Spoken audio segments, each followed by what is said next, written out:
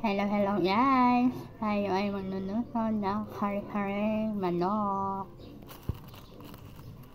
Ayan guys, painitin natin ang kawali at lagyan ng mantika. Nasunod natin ang aswete. Ayan guys, hinalain na natin ang aswete. Bago natin inisa ang bawang sibuyas. I-set aside natin ang aswete. Pagkatapos, ilagay na natin ang bawang. Kailangan ng ating bawang ay golden brown. Ayan, ako na amoy na yung aroma ng bawang. Isunod natin ang sibuyas. Ayan, alu-aluin lang natin para maluto ang ating sibuyas. Ilagay na natin ang manok. Ayan, iisa lang natin siya sa bawang at sibuyas at aswete. Ayan, konti na yung kulay ng aswete. Mamaya dadagdagan pa natin na aswete. Ayan guys, halu-haluin lang natin. Tapos lalagyan natin ng konting patis.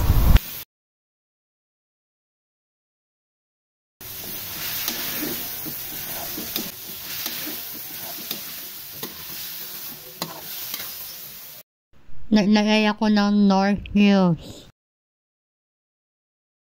Ayan, iisa lang natin siya ng maayos. Ayan guys. Ayan, naglagay din ako na aswete kasi pinulang tayo sa ating kulay. Ayan, ilalagay na natin ang ating peanut butter. Ang magpapasarap sa ating kare-kare.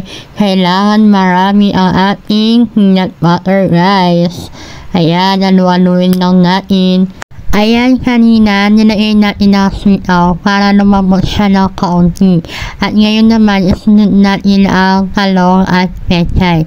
Ayan guys, magiging hapok lang ang ating gulay. Heto na guys, ready to serve na ang ating chicken kare-kare. Ayan guys, subukan nyo sa inyong bahay. May hinahanap ka ba? Yes, tama, wala pong puso ng saging kasi hindi po kami kumakain ng puso ng saging. Sayang lang. Kaya yung mga nilagay kong gulay, yun yung mga kinakain namin. Bago natin tapusin ang ating video, huwag natin kalimutan, tayo ay magluluto ng bagoong. Siyempre, masarap ang ating kare-kare na may bagoong. Ayan guys, ayan, sasimulan na natin ang pagluluto ng bagoong.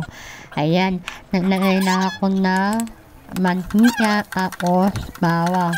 Maraming bawang guys, para mawala yung lasa na ating bagoong.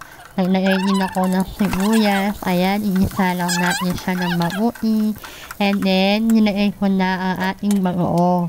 Take note, pinanlawan ko ang aking bagoong para mawala yung mga dumi-dumi sa ating bagoong. Minsan kasi may dumi-dumi.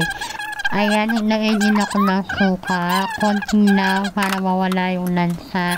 Ayan, maglalagay din tayo ng ketchup para makakulay ang ating bagoong at mawala yung alat. Siyempre, tayo ay maglalagay ng crunchy chili garlic paste or chili paste. Yan, kung wala kayong chili paste, chili na lang. Ayan guys, tapos na ang ating bagoong. O siya, thank you for watching guys. Bye-bye.